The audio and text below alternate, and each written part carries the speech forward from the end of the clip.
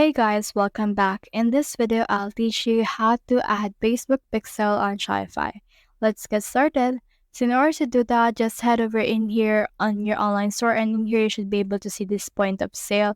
So you have here a lot of options wherein you can actually put in here your sales channel.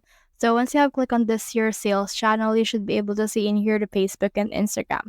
So head over and click on this Facebook and Instagram. And then from in here, you should be able to see this app. Make sure that your Facebook has been developed by Meta. The Meta is a developer because if it's not a developer, then there's a risk of the Facebook hacking of your account. So head over and click on this install button right here. And then from in there, it will install this specific application on my dashboard. So in here, just head over and click on this install button, and then this will install it. So from in here, you can see the dashboard of Facebook and Instagram. Head over and click on this Get Started right here. And then once you have done that, make sure that you connect your account to your Shopify. So head over and click on this Connect Account, and then this will open a new tab wherein you will be prompted to connect your Facebook account. As you can see, it's been connected. So for me, I'll just click on this Connect right here in order to connect this business portfolio. Once I have done that, I can actually see in here the Manage Facebook Instagram Data Sharing. So I'll just click on the Save right here.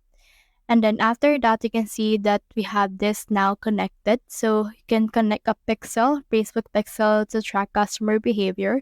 So you should be able to see in your connect button for this specific pixel of your Facebook. So head over and then click on this right here. Then make sure to agree to the terms and conditions. After that, click on the submit for review right here in order to make sure that this has been reviewed by Facebook itself.